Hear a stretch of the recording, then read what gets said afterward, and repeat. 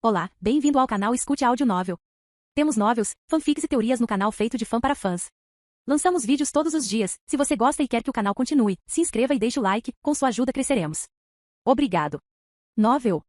Em Jujutsu Kaisen, com um sistema. Capítulo 71. Enquanto Kenzo continuava seu ataque implacável aos monstros que enxameavam, a sensação estranha em seu peito se tornou mais pronunciada. Era uma sensação desconhecida, como uma vibração sutil ressoando por seu corpo. Ignorando-a por enquanto, ele se concentrou na tarefa em questão, misturando perfeitamente sua velocidade incrível com a assistência de seus soldados das sombras. E Gris e Choso, os soldados das sombras, seguiram a liderança de Kenzo com precisão, cortando os monstros com eficiência mortal. Anami, o tanque, segurou a linha de frente, absorvendo golpes e fornecendo a Kenzo o espaço necessário para executar seus ataques rápidos como um raio. Apesar do número esmagador de monstros, as habilidades de Kenzo pareciam inigualáveis. Cada movimento seu era uma dança da morte, e os monstros caíam como folhas em uma tempestade. No entanto, a estranha sensação em seu peito persistia, ficando mais misteriosa e preocupante. Enquanto Kenzo lutava, ele não conseguia se livrar da sensação de que algo estava errado. Os monstros, embora implacáveis, pareciam quase irracionais em sua perseguição. Era como se fossem movidos por uma força externa em vez de seus próprios instintos. Kenzo começou a se perguntar se havia um poder maior em jogo, orquestrando esse ataque.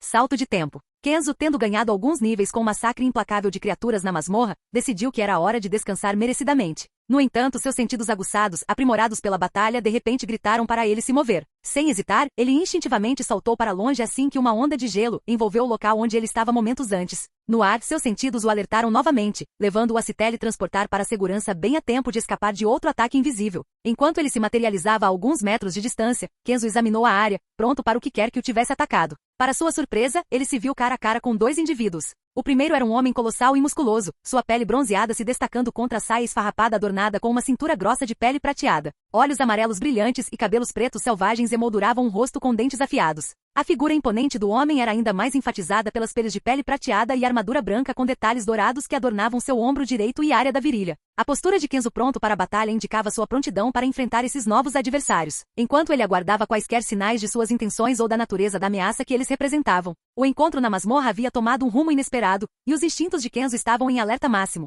Enquanto Kenzo observava a segunda figura, ele encontrou um velho elfo musculoso com características distintas. A pele azul do elfo contrastava com seu longo cabelo prateado, uma única mecha graciosamente pendurada sobre o lado direito do rosto. Seus olhos eram de um branco fantasmagórico e suas orelhas redondas denotavam sua natureza élfica. Envolto em uma capa branca esfarrapada com gola preta, ele usava uma camisa branca esfarrapada, calças pretas esfarrapadas e um par de botas pretas resistentes. Havia um ar de força experiente emanando de ambos os indivíduos formidáveis. Apesar de suas aparências contrastantes, o poder absoluto que eles exalavam era palpável, deixando Kenzo em alerta máximo. A masmorra, ao que parecia, tinha mais reservado para ele do que apenas monstros irracionais. Enquanto o silêncio tenso permanecia, Kenzo se preparou para o confronto inevitável e os mistérios que o aguardavam na presença desses seres poderosos. Os olhos de Kenzo se estreitaram quando o homem, que parecia mais uma fera, falou com uma atitude arrogante. A revelação de que Kenzo carregava o cheiro do monarca das sombras pareceu diverti-lo. Então é verdade que um mero humano carrega o cheiro do monarca das sombras. Que piada, declarou o homem. Sua transformação se desenrolou, e diante dos olhos de Kenzo, ele se transformou em um formidável lobo branco. O poder absoluto que emanava dessa criatura era inegável, e Kenzo se preparou para a situação que se desenrolava.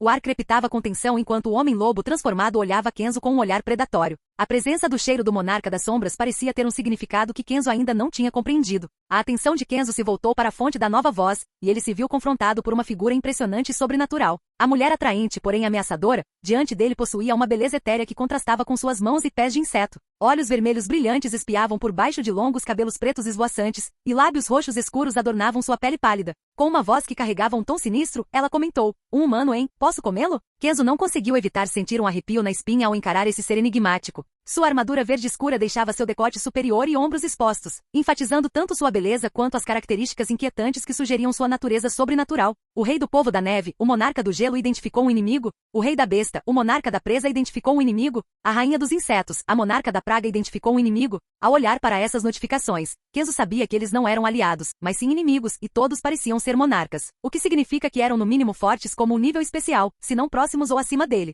Enquanto ele tentava observar, ele não conseguia. Então ele não conseguia dar uma olhada nas estatísticas deles. Isso não é ótimo? À medida que a tensão no ar aumentava, os três adversários formidáveis liberaram suas energias, seus olhos fixos em Kenzo como seu alvo escolhido. A atmosfera crepitava com um conflito iminente, e Kenzo, sem se deixar intimidar, encontrou seus olhares com determinação. Foi então que ele proferiu um comando, sua voz cortando o silêncio carregado: venham. Das profundezas de sua sombra, Kenzo convocou seus leais soldados das sombras. Igris, Shozo e Anami emergiram, cada um indo em direção ao seu inimigo designado. Igris investiu contra o monarca de gelo, Shozo confrontou a mulher tingida de veneno, e Anami se envolveu com o homem bestial. Enquanto Kenzo se preparava para criar estratégias e se juntar à briga, o monarca do gelo, em uma demonstração de desdéns, zombou dele com um comentário cortante. Isso não é patético. É a isso que o poderoso monarca das sombras foi reduzido, invocar um bando de fracos. A arrogância do monarca do gelo era palpável, pois ele congelou sem esforço mais da metade do exército das sombras de Kenzo com um mero gesto. Os soldados outrora formidáveis agora estavam presos em confins gelados, sua eficácia anulada. Você me envergonha completamente se pensou que aqueles pequenos peixes poderiam lidar comigo, o monarca do gelo zombou, desgosto evidente em sua voz. Kenzo, agora diante de uma força decrescente, reconheceu a gravidade da situação. A batalha havia se intensificado e os adversários estavam se mostrando mais desafiadores do que o previsto. Conforme o confronto se desenrolava, Kenzo se preparou para os formidáveis inimigos diante dele, determinado a superar a zombaria e provar sua força como monarca das sombras. A voz desdenhosa da mulher ecoou enquanto ela observava os restos congelados dos soldados das sombras de Kenzo. Ele deve ter nos menosprezado para enviar oponentes tão fracos em nossa direção e pensar que eles tinham uma chance, ela comentou, seu olhar fixo na exibição gelada. Kenzo, sem se deixar abater pelo revés, encarou a provocação do monarca besta. Você está com medo? O monarca besta zombou, estudando a expressão de Kenzo. Sem hesitar, Kenzo retrucou. Não, porque eu deveria ter medo de coisas que logo morrerão. Vocês três seriam uma ótima adição ao meu exército. O monarca bestial respondeu com indignação. Seu idiota arrogante. Kenzo, inflexível, respondeu. É realmente arrogância se for verdade? O monarca do gelo, que não era de ficar em silêncio, interveio com um tom ameaçador. Você realmente acha que vai sair vivo dessa? Kenzo, mantendo seu comportamento tranquilo, simplesmente respondeu. Não, estou confiante de que vou acabar com você, vencer é garantido. Capítulo 72. A raiva do monarca do gelo explodiu, e com um gesto, ele convocou uma legião de golems para atacar Kenzo. Os golems, enormes e formidáveis, avançaram pesadamente em direção a Kenzo com uma determinação gélida. Cada passo que davam ecoava pelo campo de batalha, um testamento do comando do monarca do gelo sobre os elementos congelados. Kenzo, sem se deixar intimidar pela demonstração de poder, avaliou a situação com um comportamento calmo. Ele sabia que o confronto que se aproximava exigiria destreza estratégica e raciocínio rápido. Conforme os golems se aproximavam, Kenzo desencadeou uma série rápida de movimentos, desviando e tecendo através de suas formas colossais com uma graça que desmentia sua aparência humana. O monarca do gelo, observando a evasão ágil de Kenzo, ficou cada vez mais frustrado. Seu idiota insolente, ele cuspiu, sua voz carregando uma ponta venenosa. Os golems, implacáveis em sua perseguição, tentaram encurralar Kenzo, mas ele continuou a iludir seus ataques com precisão calculada. Deixe-me participar da diversão também, declarou a monarca inseto com um prazer sinistro. Em uma exibição assustadora de seus poderes, ela começou a controlar uma horda de cadáveres controlados pela mente, liberando sobre Kenzo. O grande número dessas criaturas tornou um desafio formidável para ele navegar pelo campo de batalha. Kenzo, rápido em seus pés, imediatamente ativou suas habilidades de foco. Com uma enxurrada de cortes e investidas, ele habilmente manobrou entre os ataques do monarca venenoso e do monarca de gelo. Reagindo com precisão, ele correu até um golem de gelo, decapitando-o rapidamente mirando em seu núcleo de besta. Sua força recém-descoberta, um buff adquirido como o aluno mais forte de Gojo, permitiu que ele sentisse os pontos vulneráveis de seus inimigos. Enquanto Kenzo voava pelo ar, seus sentidos o alertaram sobre uma ameaça iminente. A besta monarca havia se materializado atrás dele, pronta para atacar. Reagindo em um instante, Kenzo se teletransportou para uma posição atrás da besta monarca e liberou um poderoso orbe de mana em suas costas. O impacto lançou a besta monarca pelo ar. No entanto, antes que Kenzo pudesse avaliar as consequências de seu ataque, uma barragem de neve e gelo o atacou de todas as direções. O campo de batalha havia se tornado um turbilhão caótico de elementos e adversários, e Kenzo se viu no centro dessa tempestade, batalhando pela sobrevivência contra as forças combinadas dos monarcas de gelo, veneno e insetos. Em meio ao caos do campo de batalha, Kenzo se viu cercado pelo ataque implacável dos três monarcas. A monarca inseto continuou a comandar sua horda de cadáveres controlados pela mente, a monarca de gelo conjurou golems das profundezas geladas, e a monarca venenosa desencadeou ataques venenosos.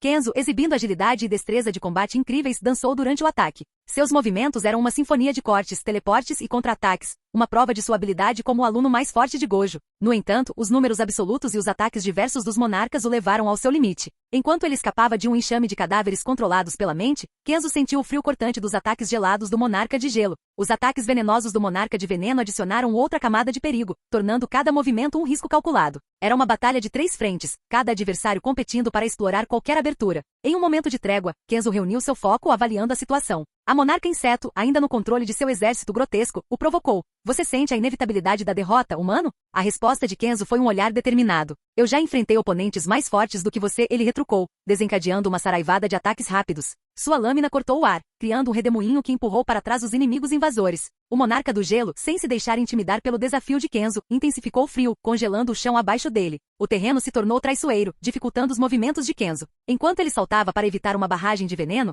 o monarca do gelo aproveitou a oportunidade e conjurou um golem de gelo imponente para bloquear seu caminho. Com as costas contra o monólito congelado, Kenzo enfrentou o ataque combinado. Os fantoches do monarca inseto se aproximaram, o monarca de gelo manipulou o gelo, e o monarca venenoso preparou outra onda tóxica. Corrigindo o descuido, Kenzo reconheceu a verdadeira natureza do adversário, a quem ele se referiu como inseto monarca, percebendo que ela seria melhor descrita como veneno monarca. Ajustando sua estratégia, Kenzo continuou a navegar no ataque de ataques do gelo, veneno e agora corretamente identificado inseto monarca. Conforme o ataque combinado se intensificava, Kenzo sentiu o peso da batalha pressionando-o. O líquido verde, agora reconhecido como um veneno potente, representava uma ameaça adicional. Esquivar-se dos ataques coordenados tornou-se cada vez mais desafiador, e Kenzo sentiu a necessidade de um movimento decisivo. Sem hesitar, Kenzo explorou seu comando sobre a gravidade, tornando os adversários mais pesados, seus movimentos lentos. A mudança repentina interrompeu sua coordenação, dando a Kenzo uma breve vantagem. Aproveitando a oportunidade, ele se teletransportou a pelo menos 200 pés de distância, colocando alguma distância entre ele e o trio formidável. Respirando pesadamente, Kenzo levou um momento para avaliar a situação.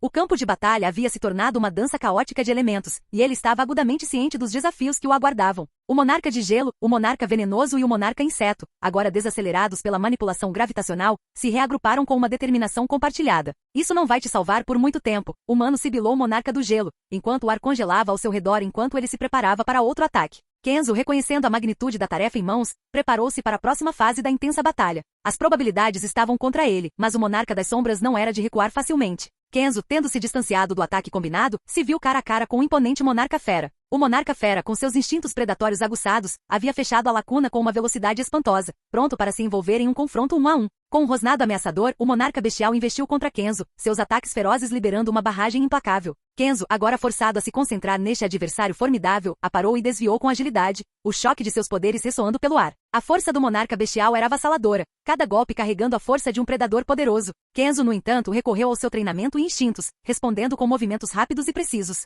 O campo de batalha se tornou um palco para seu duelo intenso, o choque de lâminas e o crepitar de energia enchendo o ar. À medida que a batalha 1 contra 1 se intensificava, os monarcas de gelo, veneno e inseto observavam, esperando por um momento oportuno para se juntarem novamente à luta. Kenzo, totalmente ciente da ameaça iminente, focou no monarca bestial diante dele. Cada movimento seu era calculado, cada golpe visava encontrar fraquezas no poderoso adversário. O monarca bestial, sem se deixar intimidar pela habilidade de Kenzo, continuou a pressionar o ataque, cada golpe e mordida com a intenção de dominar o monarca das sombras. A luta entre os dois se desenrolou com intensidade primitiva, o resultado incerto no meio do campo de batalha caótico. Assim que Kenzo sentiu o peso do ataque do monarca bestial, uma onda de alívio tomou conta dele quando Igris, Shozo e Anami se libertaram de suas prisões geladas. Os soldados das sombras, demonstrando resiliência e determinação, correram para o campo de batalha para ajudar seu mestre. Igris, com um golpe poderoso, colidiu com o monarca bestial, desviando sua atenção de Kenzo. O choque de suas forças formidáveis reverberou pelo ar, criando uma distração momentânea que permitiu que Kenzo recuperasse o fôlego. Shozo e Anami, para não ficarem para trás, uniram forças para enfrentar os monarcas de gelo e veneno que estavam se preparando para voltar à batalha. Os ataques rápidos de Shozo e a defesa robusta de Anami criaram uma dupla formidável, desafiando os adversários em várias frentes. Kenzo, recuperando a compostura, acolheu a assistência de seus leais soldados das sombras. Com determinação renovada, ele se engajou novamente com o monarca bestial, coordenando ataques com Igris para explorar quaisquer fraquezas. Capítulo 73. Enquanto isso, lá fora em Shibuya, o caos reinou enquanto uma enorme cortina de 400 metros de altura envolvia a área. A barreira prendia civis lá dentro, impedindo que feiticeiros entrassem ou saíssem. As pessoas dentro dos limites da cortina estavam desesperadas, e sua demanda singular ecoou pelo caos. Eles queriam Satoru Gojo. Satoru Gojo, o lendário feiticeiro, chegou à cena com um ar de indiferença. Sua venda escondia seus olhos poderosos, e suas mãos descansavam casualmente em seus bolsos. Ignorando os apelos e o caos abaixo dele, Gojo levitou alguns metros do chão, demonstrando desrespeito à gravidade da situação. Enquanto ele atravessava calmamente a área, seus passos pareciam indiferentes. E ele não fez nenhum esforço para evitar pisar no rosto daqueles que buscavam desesperadamente sua ajuda. O foco de Gojo, no entanto, estava em um alvo diferente. Seus instintos se concentraram na energia da maldição que emanava dos indivíduos mais fortes dentro da barreira. Os responsáveis pelo ataque, aqueles com quem ele pretendia lidar. Com o objetivo em mente, Gojo se moveu propositalmente, uma força a ser reconhecida. A tensão em Shibuya aumentou enquanto o feiticeiro se preparava para enfrentar os adversários responsáveis pelo caos. O confronto aumentou quando Gojo enfrentou a formidável maldição Jogo com sua cabeça em forma de vulcão. Jogo provocou Gojo, sugerindo que ele poderia fugir, ao que Gojo respondeu com um sorriso confiante. O ar crepitava com tensão enquanto as duas entidades poderosas travavam olhares. Enquanto a batalha se desenrolava, o olhar de Gojo varreu a área, detectando a presença de 3 outras maldições de nível especial. Embora não fossem comparáveis a jogo, essas maldições eram ameaças formidáveis para a maioria dos feiticeiros. No entanto, Gojo, em sua maneira característica, as considerava com indiferença, vendo-as como nada mais do que um aquecimento leve. A situação tomou um rumo sombrio quando o jogo começou a matar pessoas indiscriminadamente nos trilhos, removendo quaisquer obstáculos em seu caminho. A devastação deixada pelas chamas de jogo pintou um quadro sombrio, e Gojo se viu limitado em suas ações, com as vidas de espectadores inocentes em jogo. Jogo, deleitando-se com o caos, questionou a determinação de Gojo. Não está planejando fugir, está? Ele provocou. A resposta de Gojo foi atada com confiança e um toque de zombaria. Não me faça rir. Estou mais chocado que você pensou que alguma vez teve uma chance. Quando essas palavras saíram da boca de Gojo, Jogo começou a suar imensamente. Ele não foi feito para isso. Em uma impressionante demonstração de destreza, Satoru Gojo transformou a maré da batalha em um massacre implacável. Aproveitando a oportunidade, ele usou o jogo como isca para atrair a maldição responsável por eliminar obstáculos. Com precisão e velocidade, Gojo incapacitou a ameaça, garantindo que o único obstáculo removido fosse a própria existência da maldição. O campo de batalha se transformou em uma cena caótica de devastação enquanto Gojo, uma força imparável, desmantelava as maldições uma por uma. Seus movimentos eram um borrão de poder e sutileza avassaladores, não deixando espaço para as maldições retaliarem. O massacre serviu como um lembrete gritante da vasta diferença de força entre Satoru Gojo e os adversários formidáveis que ousaram desafiá-lo. Enquanto o jogo corria freneticamente por sua vida, o pânico estampado em seu rosto em forma de vulcão, ele recorreu a medidas desesperadas. Em seu terror, ele começou a atirar pessoas inocentes em direção a Satoru Gojo, esperando desacelerar a perseguição implacável. As pessoas, pegas neste jogo macabro, tornaram-se peões involuntários na tentativa desesperada de jogo de escapar do lendário feiticeiro. No entanto, Gojo permaneceu imperturbável, sua perseguição inabalável. A cada passo, o forte feiticeiro desviava sem esforço dos projéteis humanos, seus olhos fixos em jogo. A sensação de medo que emanava de jogo alimentava a perseguição implacável de Gojo. Os pensamentos de jogo dispararam enquanto ele questionava sua decisão de aceitar a missão que o havia levado a essa situação terrível. O medo de enfrentar uma força imparável como Satoru Gojo o dominou, ofuscando quaisquer esperanças fugazes de fuga. A maldição antes confiante agora sentia o peso de sua morte iminente nas mãos do feiticeiro monstruoso. A perseguição continuou, os sons de passos desesperados e os gritos de pânico dos amaldiçoados ressoando pelo ar. Shibuya, antes envolta em caos, agora testemunhava uma perseguição unilateral que solidificou ainda mais a reputação de Gojo como uma força indomável. À medida que a distância entre eles diminuía, o medo de jogo aumentava, e a percepção do inevitável pairava sobre ele. O aparecimento repentino de um trem trouxe um lampejo de esperança às pessoas na estação em meio ao caos. Desesperados por uma fuga da situação de pesadelo, eles correram em direção ao trem, buscando o refúgio das ameaças monstruosas que haviam sitiado Shibuya. Quando as portas do trem se abriram, no entanto, a cena mudou de esperança para horror. Em vez de encontrar salvação dentro do trem, os passageiros foram recebidos com um espetáculo de pesadelo, monstros saindo do trem, atacando e devorando qualquer um que chegasse muito perto. O santuário prometido havia se transformado em uma armadilha mortal. Em meio ao caos grotesco, Mahito, o travesso espírito amaldiçoado, emergiu do trem em um skate, sua risada ecoando pela estação. Sua presença adicionou outra camada de malevolência à catástrofe que se desenrolava, e as pessoas que buscavam refúgio agora enfrentavam uma nova e aparentemente intransponível ameaça. Com alegria malévola, Mahito e Jogo orquestraram um plano sinistro, usando os civis indefesos como isca para atrair Satoru Gojo para uma armadilha mortal. A multidão antes desesperada agora se viu presa entre os ataques implacáveis das maldições e a força avassaladora do feiticeiro que eles esperavam que o salvasse. Mahito, o espírito amaldiçoado que muda de forma, deleitava-se no caos enquanto manipulava sua alma para controlar as ações das criaturas monstruosas que ele havia libertado. Essas formas grotescas se moviam com uma fome selvagem, atacando e devorando qualquer um ao seu alcance. A estação de trem outrora esperançosa se tornou um campo de batalha horrível, manchado com o desespero daqueles pegos no fogo cruzado. Jogo, ainda desesperado para escapar da perseguição implacável de Gojo, aproveitou a oportunidade apresentada pelo caos. As pessoas, presas em um cenário de pesadelo, tornaram-se peões involuntários neste jogo macabro. Enquanto Mahito e Jogo desencadeavam seu ataque feroz, o ar estava cheio de gritos de inocentes, seu desespero e medo manipulados para servir às intenções obscuras das maldições.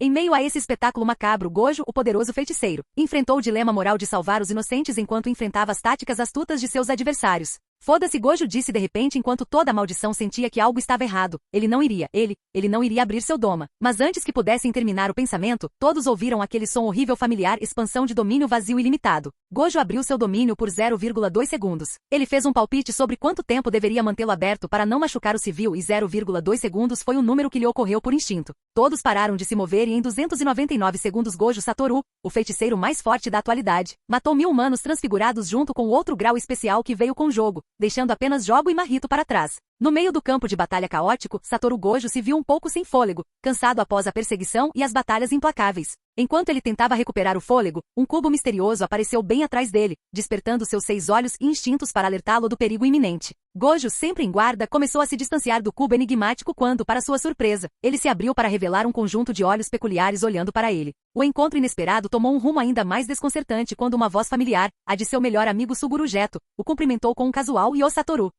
Gojo respondeu, sua confusão evidente. O sorriso caloroso de Suguru aumentou a natureza surreal da situação. Já faz um tempo, não é, Satoru? Suguru continuou, seu tom carregando uma nota nostálgica. Gojo ficou parado, observando a aparição inesperada de seu amigo há muito perdido. Conforme as palavras de Suguru ressoavam, uma enxurrada de memórias de seus dias de escola compartilhados correu pela mente de Gojo. O peso do passado e a complexidade de seu relacionamento pairavam no ar. Pego em um momento de contemplação, a guarda de Gojo baixou momentaneamente. Enquanto ele ponderava as memórias e a reviravolta atual dos eventos, o reino da prisão rapidamente se ligou a ele. Aborrecimento passou pelo rosto de Gojo quando a percepção de ter sido pego se instalou. Na troca tensa, Gojo confrontou o impostor que dizia ser Suguru Geto, questionando sua verdadeira identidade. O impostor, com um sorriso perturbador, revelou sua verdadeira natureza. Eu sou Suguru Geto. Você já esqueceu seu amigo? Ele retrucou com uma diversão distorcida em seus olhos. Apesar da aparição de Suguru, os instintos e a alma de Gojo se recusaram a aceitar isso como verdade. A raiva visivelmente gravada no rosto de Gojo, ele exigiu uma explicação. Quem diabos é você? O impostor, aparentemente imperturbável, removeu algo de sua cabeça, revelando seu cérebro. Um sorriso sinistro adornava seu rosto e o cérebro exposto, adicionando uma camada assustadora ao confronto que se desenrolava. Ele se gabava de sua técnica de maldição, a habilidade de assumir o corpo de outras pessoas e herdar suas técnicas de maldição. Com um comportamento casual, o impostor começou a provocar Gojo, contando sobre seu hospedeiro anterior, Yuta Okikotsu, e a poderosa maldição Rika. Ele descartou a ideia de Okikotsu se tornar o próximo Satoru Gojo. A tensão entre eles aumentou quando Gojo sorriu, declarando que Kenzo seria o único a acabar com o impostor. Kenjaku, como o impostor se revelou, dispensou Kenzo como um mero novato. Você vai ter um rude despertar, Gojo avisou com um sorriso. Mas antes que o confronto atingisse o ápice, Gojo se viu selado, seu poder momentaneamente contido. Capítulo 74. Salto no tempo. Yuji e Megumi se encontraram travados em uma batalha feroz contra um velho de aparência peculiar. Seu bigode e cabelo rebelde adicionaram um toque excêntrico à sua aparência. O confronto atingiu o clímax quando eles juntos jogaram a figura idosa de uma altura impressionante de 41 andares. A preocupação estampada no rosto de Yuji, ele se virou para Megumi e perguntou: Fushiguro, você está bem? Megumi, encontrando o olhar de Yuji, respondeu com um aceno de cabeça: estou bem. Enquanto eles examinavam os arredores, Yuji perguntou: então, onde ele está? Megumi apontou para o velho imóvel no chão. Ele está ali. Uma sensação de urgência encheu o ar. Yuji questionou ainda mais. Então ele está morto? Megumi, sempre pragmática, respondeu: eu não o vi pousar. Não há sangue por perto. Levante-se, seu velhote. Em resposta às palavras de Megumi, o velho aparentemente derrotado se levantou, desafiando suas expectativas. Ele lançou um olhar desaprovador para os dois adolescentes e comentou: crianças atrevidas, vocês realmente não têm respeito pelos idosos. Com essas palavras, ele se libertou sem esforço das amarras que o prendiam. Nós realmente não podemos perder tempo com você, Megumi afirmou sua determinação aparente. Das profundezas de sua sombra, seu cão divino começou a se materializar. Não vamos, Yuji acrescentou, determinação cintilando em seus olhos. Em um instante, suas mãos foram engolfadas em uma aura radiante de energia de maldição, sinalizando uma prontidão para enfrentar quaisquer desafios que estivessem por vir. Com a velocidade de um relâmpago, Yuji avançou em direção ao velho, acertando um soco poderoso diretamente em seu estômago. Uma breve expressão de dor passou pelo rosto do velho, uma rachadura momentânea em seu comportamento composto. Confusão nublou suas feições. Como ele estava sentindo dor? Suas técnicas eram para... Antes que o velho pudesse completar seu pensamento, o cão divino de Megumi se materializou diante dele, lançando um golpe rápido e preciso. No entanto, para surpresa deles, o velho parecia imperturbável. Além de um mero arranhão em sua bochecha, nenhum dano significativo foi infligido. Um clarão negro, então, Yuji comentou despreocupadamente e aparentemente não se intimidando com o impacto mínimo dos ataques. O velho, agora com um olhar de descrença, olhou para Yuji como se ele fosse uma força além da compreensão. O jovem Yuji pareceu sugerir que poderia executar um clarão negro à vontade. Antes que o velho pudesse processar completamente essa revelação, Yuji estava sobre ele, dando um soco que induziu uma sensação nauseante. A força por trás do golpe fez o velho voar vários metros para longe. Caindo de joelhos, o velho lutou para recuperar o fôlego, perplexo com a intensidade do ataque. Que feitiçaria era essa? Como esse jovem aparentemente comum poderia possuir uma força tão avassaladora? Cara, eu não acertei dessa vez, Yuji lamentou, sua decepção evidente em sua voz. Sua esperança de acertar o flash preto o havia iludido. Lembre-se do que Kenzo-san lhe disse, você não pode usar flash negro e punho divergente ao mesmo tempo. Megumi lembrou Yuji, um olhar severo fixo nele. Yuji, em resposta, desviou o olhar, coçando a parte de trás da cabeça. O velho se viu perdido em confusão, incapaz de compreender completamente o conceito do punho divergente. Antes que ele pudesse mergulhar muito fundo em seus pensamentos, outro golpe forte acertou seu estômago. Este foi mais potente que o primeiro, e a única razão pela qual ele se agarrou à consciência foi a ativação de sua técnica defensiva. Ah, então ele finalmente sentiu, comentou Yuji, observando o velho ofegando por ar. Vamos acabar com ele rápido, Megumi propôs, provocando um aceno de concordância de Yuji. A dupla se preparou para o ataque final. Enquanto Yuji corria em direção ao velho enfraquecido, pronto para dar o golpe decisivo, a totalidade do cão divino de Megumi interveio. Com um golpe rápido, o cão divino cortou o peito do velho, fazendo sangrar profusamente.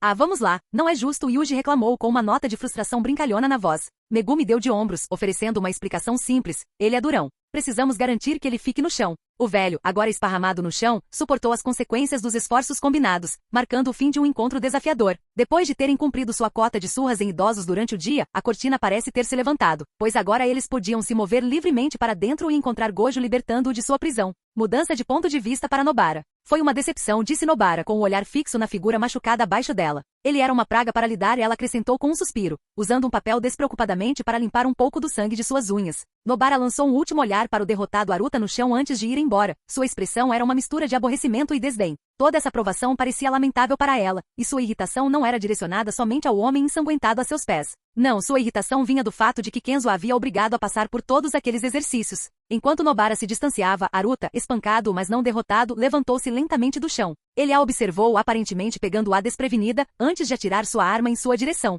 Nobara, no entanto, desviou sem esforço da arma que se aproximava. Irritação estampada em seu rosto, ela se virou para Aruta e exclamou, você não vê que estou em pensamentos? Sua irritação era palpável, não apenas pelo ataque, mas também pela perturbação em seu momento contemplativo. Aruta, percebendo a futilidade de seu ataque desesperado, se viu à mercê do olhar irritado de Nobara. Com uma mistura de sangue e derrota, ele olhou para ela, implorando por misericórdia. Nobara, no entanto, estava mais preocupada com seus pensamentos perturbados do que com o homem que tinha acabado de tentar machucá-la. Sua raiva, uma chama fervente alimentada pelo aborrecimento dos exercícios impostos por Kenzo, ofuscou qualquer simpatia por Aruta.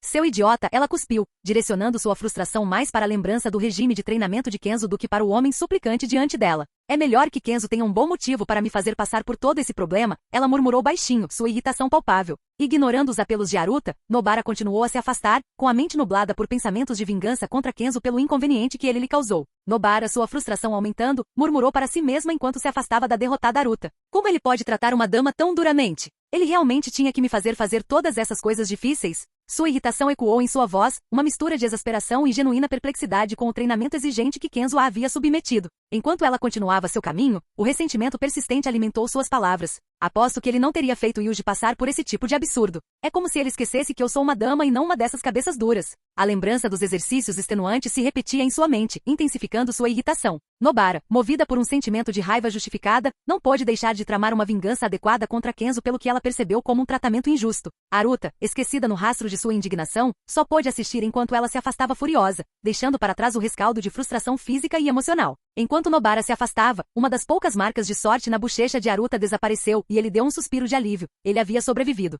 Enquanto Nobara se afastava furiosa, ainda fervendo de frustração, ela colidiu abruptamente com Nanami, que estava observando a batalha de longe. Nanami, notando o estado visivelmente irritado de Nobara, não pôde deixar de perguntar sobre seu bem-estar. Nobara, você está bem? Ele perguntou, preocupação estampada em seu rosto. Você ainda pode lutar se necessário? Nobara, embora ainda irritada com o encontro recente, levou um momento para se recompor. Ela lançou um olhar para Nanami, uma mistura de irritação e determinação em seus olhos. Claro, estou bem, ela retrucou, sua voz carregando um tom resiliente. Só estou lidando com algumas dores de cabeça desnecessárias. Mudança de ponto de vista. Enquanto Yuji corria a toda velocidade em direção a Gojo Satoru, uma urgência não dita o impulsionava, seu caminho focado foi repentinamente interceptado. A 2 andares de seu destino, uma presença malévola interrompeu sua trajetória, e uma voz familiar ecoou no ar. Yuji-kun, você está aqui? A voz de Mahito cortou a tensão. Em uma exibição distorcida de poder, Mahito transfigurou vários humanos bem na frente de Yuji. Os rostos antes familiares se transformaram em criaturas grotescas, uma transformação cruel executada para a diversão sádica de Mahito. O sangue de Yuji ferveu com a visão.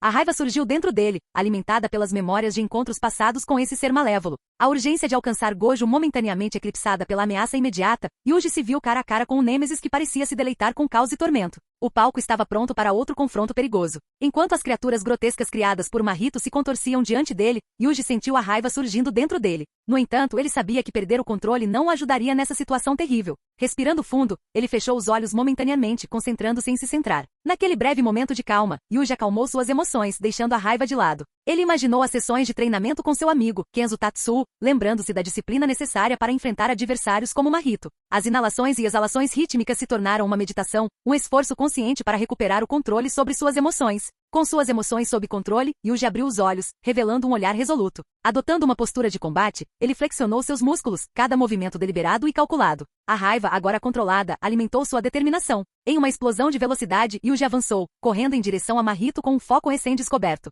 Os ecos dos ensinamentos de Kenzo tocaram em sua mente, guiando seus movimentos enquanto ele se preparava para confrontar o feiticeiro distorcido. O choque entre Yuji e Mahito se desenrolou com uma intensidade que refletia a luta emocional dentro do olhar determinado de Yuji. Yuji, impulsionado pela determinação, avançou a toda velocidade, fechando a distância entre ele e Mahito. O espírito amaldiçoado, com um sorriso sinistro, acolheu a aproximação de Yuji, com uma sensação de prazer distorcido em seus olhos. O choque foi rápido e intenso. Conforme seus ataques colidiam, a mão de Mahito se transformava perfeitamente em uma espada afiada como navalha. Um movimento cortante se seguiu, mirando em Yuji, que habilmente se esquivou do golpe. No entanto, o repertório de Mahito estava longe de se esgotar. Com uma graça assustadora, Mahito conjurou um humano transfigurado de sua boca, expandindo-o em direção a Yuji. A criação monstruosa se lançou em sua direção com uma força alarmante. Assim que Yuji se preparou para contra-atacar com um soco poderoso, uma voz assombrosa ecoou em seus ouvidos, o apelo inocente de uma criança dizendo: "Eu só quero um abraço." A voz inesperada injetou uma hesitação momentânea na determinação de Yuji. Naquela fração de segundo de vulnerabilidade, Mahito aproveitou a oportunidade.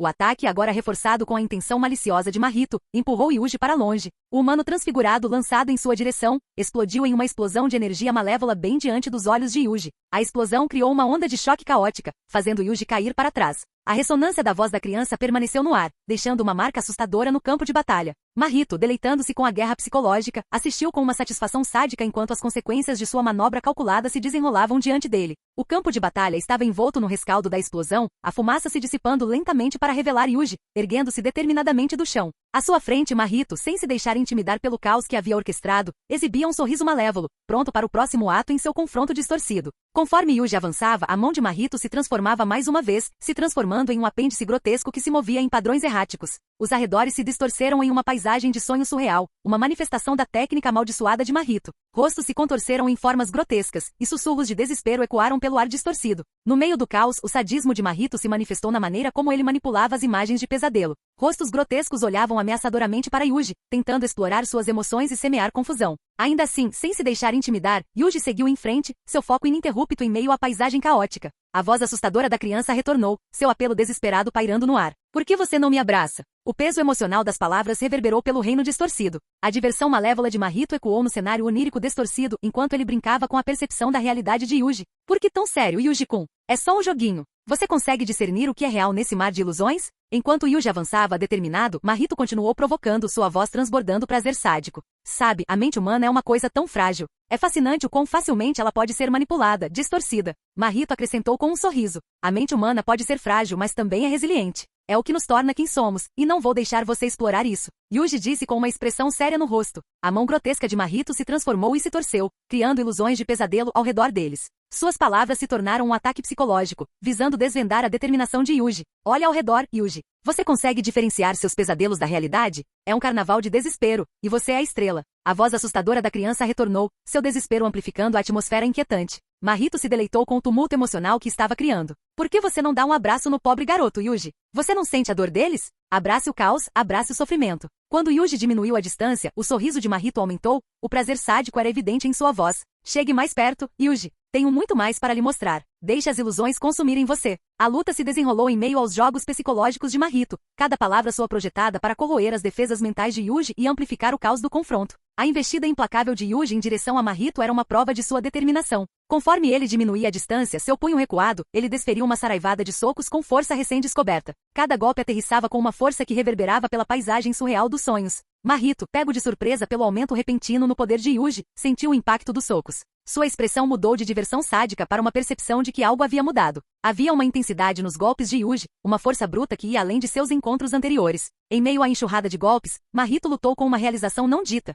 Os socos não eram apenas fisicamente mais fortes. Havia uma força subjacente, uma aura que escapava à sua compreensão. Quando Yuji deu um soco em Mahito, Mahito foi jogado para trás alguns metros, mas ele se levantou antes de limpar o sangue do nariz dizendo, alguém ficou bravo. Antes que ele pudesse dizer qualquer outra coisa, Mahito de repente ficou sem ar, ele sentiu como se uma parte de sua alma tivesse sido completamente destruída. Quando ele olhou para Yuji, que estava olhando para ele, ele percebeu que algo estava errado. O que foi esse golpe? Yuji não acertou, então o que foi? A resposta era simples, foi um punho divergente. Com seu conhecimento e a orientação de Kenzo, Yuji foi capaz de melhorar seu punho divergente, pois ele poderia aumentar o tempo que levaria para pousar. Em segundo lugar, devido a Kenzo dizer a ele que quanto mais risco ele corre com uma técnica, mais forte ela fica. Yuji involuntariamente criou um voto vinculativo em sua técnica para torná-la mais forte. Em troca de muito poder, essa versão do punho divergente demorou um pouco para ser construída. Ele teve que continuar atacando seu oponente e não parar de atacá-lo por mais de 5 segundos. Ou então toda a energia que ele teria acumulado teria sido desperdiçada e ele não a recuperaria. Então havia um risco em fazer isso, mas valeu a pena.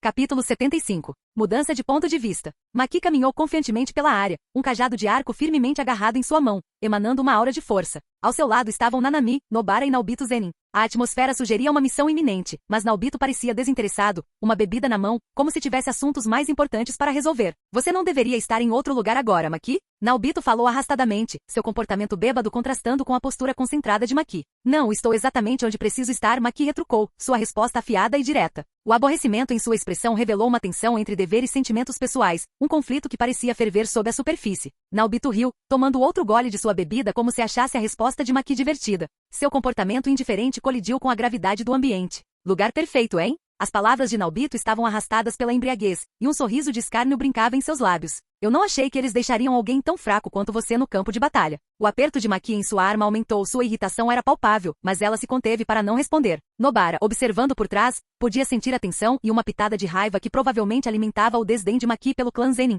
Conforme eles continuaram em frente, seu caminho cruzou com um adversário inesperado, uma maldição parecida com a de um polvo. Os olhos de Maki brilharam de antecipação. Finalmente algo para fazer, ela murmurou, se preparando para o combate. Antes que Maki pudesse alcançar a criatura, Naobito avançou, exibindo uma explosão surpreendente de velocidade. Você é lento, ele disse, congelando a criatura amaldiçoada em um quadro momentâneo antes de desferir um soco poderoso que a fez cair no chão. A criatura amaldiçoada, aparentemente inofensiva à primeira vista, cambaleou de volta para seus pés. Então, inesperadamente, emitiu um grito lamentoso antes de regurgitar uma torrente de água. Para o horror de todos, a água continha os restos mortais de inúmeras vítimas humanas, evidência das atividades horríveis da criatura, uma ameaça oculta que havia tirado a vida de inúmeras pessoas inocentes. Nobara, Maki e Nanami encararam a exibição grotesca, um lembrete assustador dos horrores que enfrentaram no campo de batalha. A criatura aparentemente inofensiva tinha, na realidade, sido um prenúncio da morte, e a realidade sombria de sua missão caiu pesadamente sobre a equipe. Quantas pessoas você comeu? A pergunta de Naobito ficou no ar, mas a criatura não ofereceu nenhuma resposta direta. Em vez disso, começou a cantar os nomes de seus companheiros caídos, uma ladainha macabra que falava muito sobre seus atos macabros. Nobara, visivelmente enojado pela revelação, não conseguia entender a crueldade que a maldição havia desencadeado. A criatura, aparentemente provocada pela pergunta de Naobito, explodiu em fúria, acusando-os de matar alguém chamado Anami.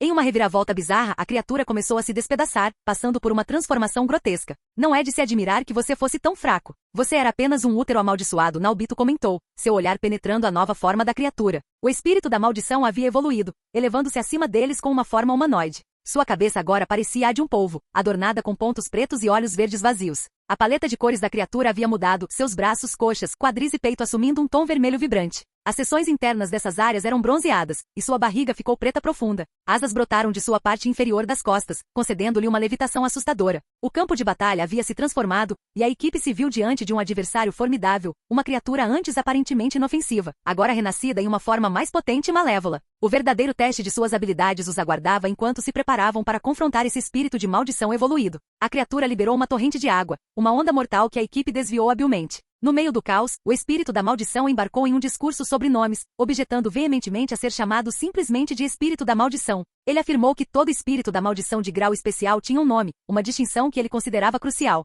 Enquanto a criatura desabafava suas queixas, Naobito aproveitou a oportunidade para explicar sua técnica, feitiçaria de projeção. Ele revelou os detalhes intrincados dessa feitiçaria, a habilidade de dividir um segundo em 24 quadros, cada quadro representando um conjunto predeterminado de movimentos. Qualquer coisa tocada pela palma de Naobito durante esse período de tempo seria congelada por um segundo dentro de um quadro de animação. A feitiçaria permitiu que ele se movesse aparentemente mais rápido do que o olho poderia perceber e incapacitar adversários incapazes de igualar sua velocidade. Enquanto Naobito se aprofundava em sua explicação, Nanami aproveitou o momento para atacar. Sua espada brilhou, mirando na maldição chamada Dagon. A criatura tentou bloquear, mas uma saraivada de pregos penetrou sua pele, distraindo-a momentaneamente. Antes que pudesse reagir, um golpe forte atingiu sua cabeça, desferido por ninguém menos que Maki com seu cajado de arco. O impacto pareceu ter esmagado alguns órgãos de Dagon, mas a criatura continuou, criando mais água para se distanciar do ataque. No entanto, a distração calculada permitiu que Nanami desencadeasse um poderoso contra-ataque. Dagon se viu congelado no meio da ação enquanto Naobito aplicava sua feitiçaria de projeção, a criatura tendo falhado em obedecer ao ritmo meticuloso de 24 quadros por segundo.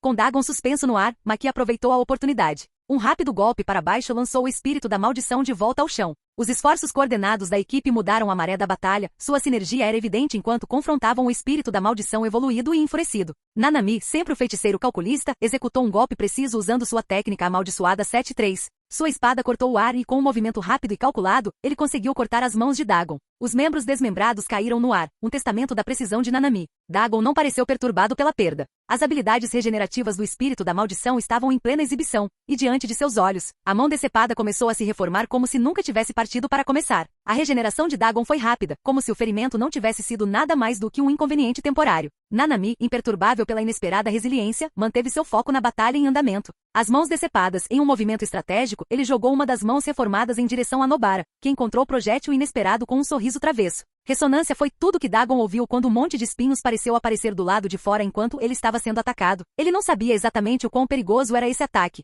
Ele precisava se livrar de quem pudesse lançá-lo e rápido. Dagon não teve tempo para pensar, pois Naobito já estava sentado. Em uma última tentativa, Dagon tentou abrir seu domínio, mas Naobito o impediu batendo em sua bunda. Mas quando Naobito olhou para o corpo espancado de Dagon, ele notou algo. Ele estava atrasado. Expansão de domínio, horizonte do cativante Skanda. Assim que o domínio foi aberto, Nobara imediatamente abriu seu domínio simples. Capítulo 76. Naobito rapidamente iniciou sua técnica antidomínio, emoção de flor caindo, uma arte secreta projetada especificamente como uma contramedida antidomínio. Ao contrário do domínio simples de Nobara, que criava uma barreira protetora. Emoção de flor caindo respondia ao domínio de um inimigo liberando energia amaldiçoada no momento em que fazia contato. A técnica secreta concedeu a Naobito a habilidade de resistir aos efeitos da expansão de domínio de um oponente, tornando-o uma força formidável contra maldições que manipulavam o ambiente ao redor deles. Dagon, o espírito da maldição evoluído, avaliou a situação com olhos estreitos ao perceber que Naobito e Nobara aparentemente não foram afetados por sua expansão de domínio. O olhar de Dagon mudou entre os dois indivíduos não afetados, calculando a ameaça que eles representavam. O velho Naobito, sem dúvida, se destacou como o adversário principal, mas a garota com o domínio simples, Nobara, provou possuir uma habilidade peculiar que poderia prejudicá-lo. No meio da batalha, Dagon formulou uma avaliação estratégica, atribuindo porcentagens de ameaça a cada um de seus adversários. O velho tinha um maior risco em 50%, a garota com o domínio simples seguia em 15%, a garota envolta em vidro em 30% e a pessoa restante em aproximadamente 5%. A abordagem analítica de Dagon revelou o intrincado equilíbrio de poder entre eles, preparando o cenário para um choque de técnicas e estratégias. O campo de batalha fervilhava de tensão enquanto cada participante se preparava para o confronto crescente, ciente de que o resultado dependia do delicado equilíbrio de porcentagens e táticas. Enquanto Dagon executava seu plano, o ambiente sofreu uma mudança repentina. Com suas mãos unidas, uma onda de energia malévola envolveu os arredores, anunciando uma nova fase da batalha. Naobito se viu sob um ataque implacável de um enxame de Shikigami, entidades etéreas que pareciam ter a intenção de dominá-lo. O ataque exigiu todo o seu foco e habilidade enquanto ele lutava para manter sua emoção da flor caída, combatendo os efeitos da expansão do domínio de Dagon. Nobara também sentiu uma perturbação em seu domínio simples. Parecia que uma força invisível estava tentando desfazer a barreira protetora que ela havia erguido. Determinada, ela se envolveu em uma luta silenciosa, despejando sua energia amaldiçoada para fortalecer as defesas de seu domínio contra o agressor invisível. Maki e Nanami, por outro lado, foram cercadas por uma horda de criaturas geradas pelo domínio de Dagon. Maki, exibindo sua imensa força, empurrou as criaturas para longe antes de empunhar seu cajado de arco para esmagá-las. Nanami refletiu suas ações, libertando-se rapidamente das garras do Shikigami, embora parecesse mais fraco do que o ataque a Maki. Em meio ao caos, Dagon aproveitou a oportunidade para lançar um ataque direto em Naobito. Com um soco poderoso, ele lançou o feiticeiro experiente pelo ar, explorando a distração causada pelo ataque implacável do Shikigami. O campo de batalha havia se transformado em um turbilhão de maldições e contramedidas, cada participante lutando com os desafios únicos apresentados pela expansão do domínio de Dagon. O choque se intensificou e o resultado do confronto dependia do delicado equilíbrio de habilidade, resiliência e manobras estratégicas. Em meio ao caos de Shikigami atacando Maki, Dagon aproveitou a oportunidade para explorar a distração. O espírito da maldição evoluído, seus movimentos alimentados pela malevolência, investiu contra Maki com um golpe rápido e formidável. O ar crepitava com a intensidade do confronto iminente. Apesar de estar cercada por uma multidão de peixes Shikigami, Maki permaneceu composta. No meio das entidades aquáticas rodopiantes, ela habilmente empunhou seu cajado de arco com precisão e delicadeza. Conforme o ataque de Dagon descia sobre ela, a reação de Maki foi rápida e calculada. Com um movimento hábil, ela posicionou seu cajado de arco em uma posição defensiva, interceptando o ataque de Dagon. O impacto ressoou pelo campo de batalha, criando uma quietude momentânea no meio da batalha tumultuada. Maqui, resoluta e inflexível, manteve-se firme contra o ataque, a destreza defensiva de seu cajado de arco provando ser uma barreira formidável contra a agressão de Dagon. O choque entre Maqui e Dagon, em meio ao caos aquático, exemplificou a dança de força e habilidade no campo de batalha. O ataque implacável de Shikigami Peixes, juntamente com os ataques ferozes de Dagon, pintaram um quadro vívido da luta contínua entre maldições e feiticeiros neste encontro tumultuado. Dagon, com os olhos brilhando de hostilidade, proferia uma declaração ameaçadora: "Preciso acabar com você rápido, feiticeiro." Em resposta, Maqui, impávido e exalando confiança, retrucava com um sorriso convencido: "Boa sorte com isso. Eu não sou alguém que se deixa abater tão facilmente, garoto peixe." Dagon, movido pela determinação e frustração, intensificou seu ataque a Maqui. Os golpes vinham com força aumentada, uma tentativa de sobrepujar suas defesas e romper sua guarda. Cada golpe ecoava pelo campo de batalha, um testamento do poder absoluto por trás dos ataques de Dagon. No entanto, Maqui, sempre ágil e resoluta, enfrentou o ataque de frente. Com uma combinação de manobras hábeis e defesas rápidas usando seu cajado de arco, ela conseguiu acompanhar a torrente de ataques. O choque se desenrolou em uma onda de movimentos, o ar se encheu com os sons de colisão enquanto Maqui habilmente evitava golpes letais, exibindo sua notável agilidade e destreza em combate. Enquanto o ataque implacável cobrava seu preço, deixando Maqui com alguns golpes, ela habilmente evitou quaisquer ferimentos potencialmente fatais. Sua resiliência e habilidade eram evidentes enquanto ela dançava através dos ataques de Dagon, seu comportamento arrogante e inabalável diante da adversidade. A força do soco de Dagon lançou Maqui para trás, mas ela habilmente usou seu cajado de arco para ajudar em uma rápida recuperação. Limpando o sangue de sua bochecha com determinação, ela provocou a maldição de grau especial. E você se chama de uma maldição de grau especial? Que piada! Enfurecido por seu desafio, Dagon se preparou para lançar outro ataque. No entanto, antes que ele pudesse liberar sua fúria, Naobito interveio com sua feitiçaria de projeção, congelando o polvo gigante em uma moldura. A entidade congelada foi então impulsionada em direção a Maqui, que com um poderoso balanço de seu cajado de arco, quebrou a moldura, fazendo com que Dagon vomitasse sangue enquanto ele era jogado para trás. Sem se deixar abater, Dagon, movido pela raiva, convocou uma horda de Shikigami para cegar e desorientar seus adversários. Aproveitando a oportunidade, ele correu em direção a Maqui com intenção feroz. Enquanto os Shikigami a cercavam, mordendo sua pele, os instintos de Maqui sinalizavam perigo iminente. Em um momento de pensamento rápido, ela olhou para cima e viu o punho de Dagon a meros milímetros de distância de seu rosto. Em vez de sucumbir ao choque, Maqui sorriu e proferiu um comando: "Estenda." Em um instante, seu cajado de arco se estendeu rapidamente, desafiando a proximidade do punho de Dagon. A arma estendida atingiu as entranhas do espírito da maldição com uma força incrível, fazendo-o voar antes que ele pudesse acertar seu golpe pretendido em Maqui. Nobara de repente pulou em direção a Nanami para ter certeza de que ele estava dentro de seu domínio simples também. No entanto, ela também teve que pagar o fardo de tê-lo lá e agora, em vez de 15%, ela teve que enfrentar 20%. Ela conseguiu suportar isso. Ao ver o que Nobara estava fazendo, Maqui sorriu. Então ela estava basicamente dando a eles um espaço para descansar dentro de seu domínio simples, o que não era tão legal assim. Nanami agradeceu a Nobara, e ela respondeu algo como: "Se você quiser me agradecer, então vamos sair vivos dessa." Embora Nobara odiasse o treinamento que Kenzo a fazia passar com todas as suas forças, ela tinha que admitir que se ele não a treinasse tão intensamente todos os dias a ponto de ela ficar sem ar e incapaz de se mover porque ele era muito bruto, o treinamento dele tinha valido a pena. Capítulo 77. Aproveitando a oportunidade apresentada pela distração de Dagon com Naobito, Maqui se viu relutantemente obrigada a cooperar diante do inimigo comum, Dagon. Conforme eles saltavam sobre Dagon, cada movimento parecia atrair uma competição não dita, um choque de abordagens individualistas em vez de uma aliança harmoniosa. A força bruta de Maqui colidiu com a precisão calculada de Naobito, criando uma sinergia estranha que deixou ambos os feiticeiros nervosos. Dagon, sentindo a desordem em sua colaboração, tentou explorar a discórdia. No entanto, cada vez que ele tentava capitalizar em sua falta de coordenação, Nobara, alimentada por sua própria frustração, intervinha com suas unhas amaldiçoadas. Seus ataques, embora eficazes, serviam mais como uma interrupção aos planos de Dagon do que uma estratégia bem coordenada com seus companheiros. No meio da colaboração tensa entre Maqui e Naobito, uma reviravolta inesperada aumentou ainda mais o caos no campo de batalha. Maqui, aparentemente alimentada por uma onda de determinação ou uma fonte desconhecida de poder, começou a acelerar. Seus movimentos se tornaram um borrão, e seus ataques, já formidáveis, agora carregavam uma força intensificada. Dagon, pego de surpresa pela repentina explosão de velocidade e força aprimorada de Maqui, lutou para acompanhar.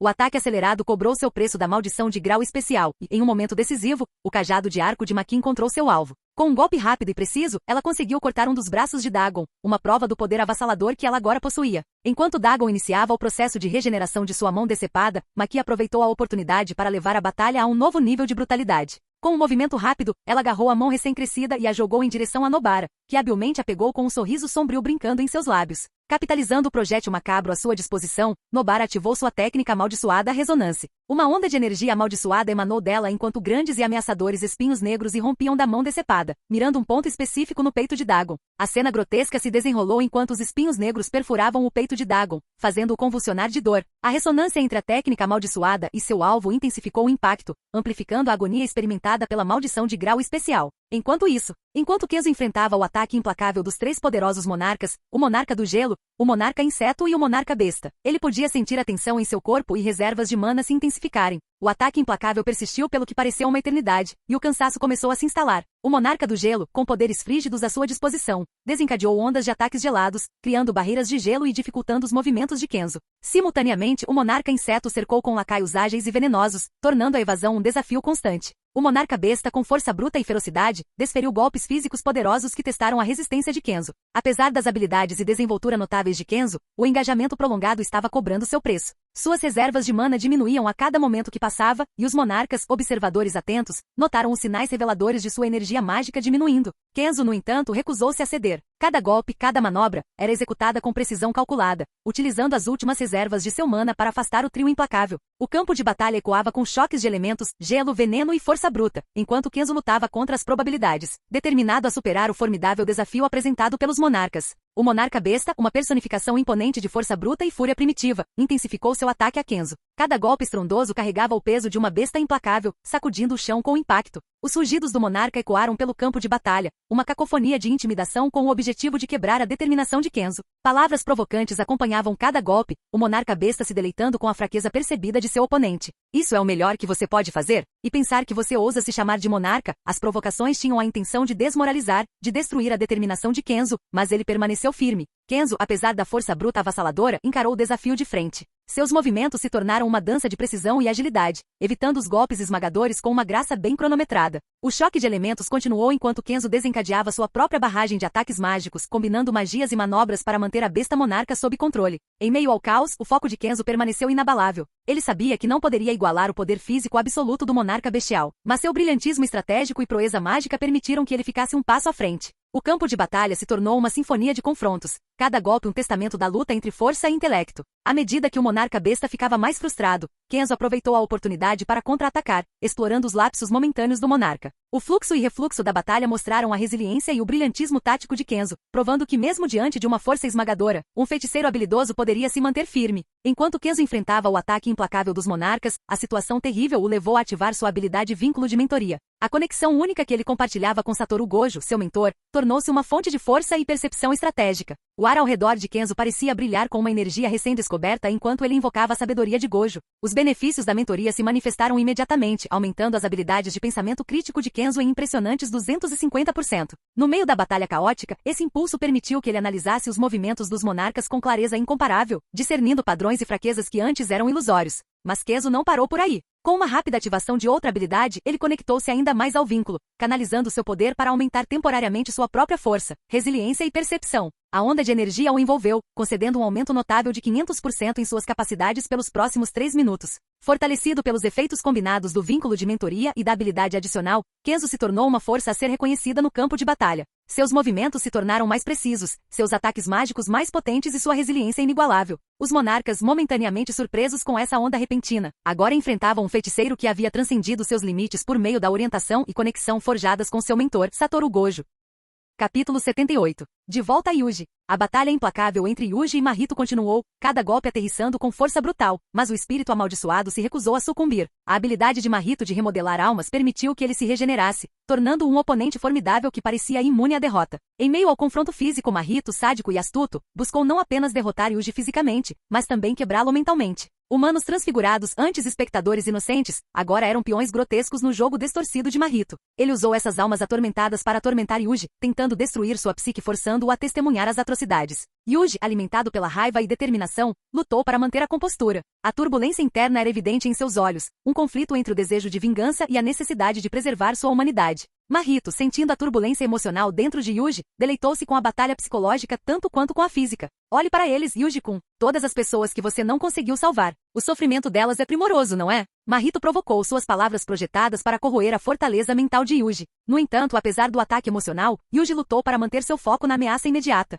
O choque entre os dois se intensificou, o campo de batalha se tornando uma dança caótica de maldições e energia amaldiçoada. Yuji, embora escorregando para o abismo da raiva, continuou a resistir ao ataque psicológico. Seus punhos golpeavam com uma mistura de fúria e determinação, cada golpe ecoando seu desafio contra as maquinações sádicas de Mahito. A intensidade da batalha atingiu um crescendo quando Yuji, alimentado por uma onda de determinação e raiva, liberou um devastador flash preto sobre Mahito. O espírito amaldiçoado, pego de surpresa pela repentina onda de poder, foi lançado voando vários metros para trás, incapaz de suportar a força avassaladora do ataque. Quando Mahito colidiu com o chão, um gemido de dor escapou de seus lábios. Ele lutou para se levantar, sangue escorrendo de sua boca como um sinal visível do impacto. O poder do flash preto havia deixado sua marca, interrompendo a forma amaldiçoada de Mahito e deixando-o vulnerável. Respirando pesadamente, Yuji se manteve firme, a torrente de emoções dentro dele agora canalizada para uma resolução focada. Seus punhos, ainda crepitando com energia amaldiçoada, exibiam o ápice de seu treinamento e o desejo ardente de proteger aqueles com quem se importava. Eu exorcizarei você, Yuji declarou, sua voz resoluta.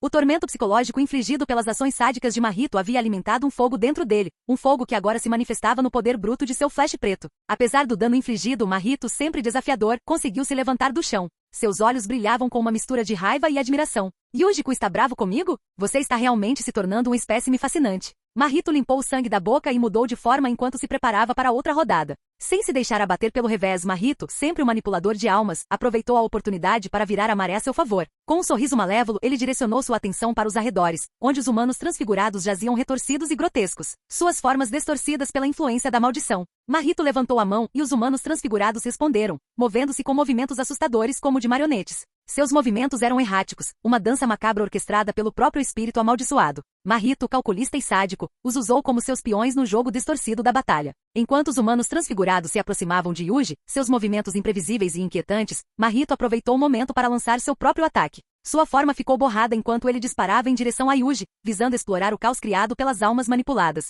Yuji, cercado pelos horrores transfigurados, manteve seu foco, seus sentidos aguçados. Os rostos distorcidos das entidades outrora humanas serviam como um lembrete constante dos riscos nesta batalha. Ele habilmente navegou no ataque, evitando os golpes grotescos com uma combinação de agilidade e instinto. Mahito, deleitando-se com a pressão psicológica que exerceu sobre Yuji, aproveitou a oportunidade para dar um golpe decisivo. Ele avançou, seus movimentos fluidos e enganosos. Seu punho, carregado de energia malévola, mirou nos pontos vulneráveis de Yuji. Em resposta, Yuji desencadeou uma saraivada de golpes precisos, visando desmantelar os lacaios transfigurados ao seu redor. Cada golpe calculado era uma prova de sua crescente maestria sobre o combate. No entanto, o ataque implacável tanto dos humanos manipulados quanto do próprio Mahito testou os limites da resistência de Yuji. A batalha continuou em uma sinfonia caótica de maldições e choques, cada combatente se empurrando até o limite. Yuji, pego na dança distorcida orquestrada por Mahito, lutou não apenas contra os adversários físicos, mas também contra o tormento psicológico que buscava quebrar seu espírito. À medida que a dança distorcida da batalha se desenrolava, a determinação de Yuji atingiu novos patamares. Alimentado por uma mistura potente de raiva e o desejo inflexível de proteger,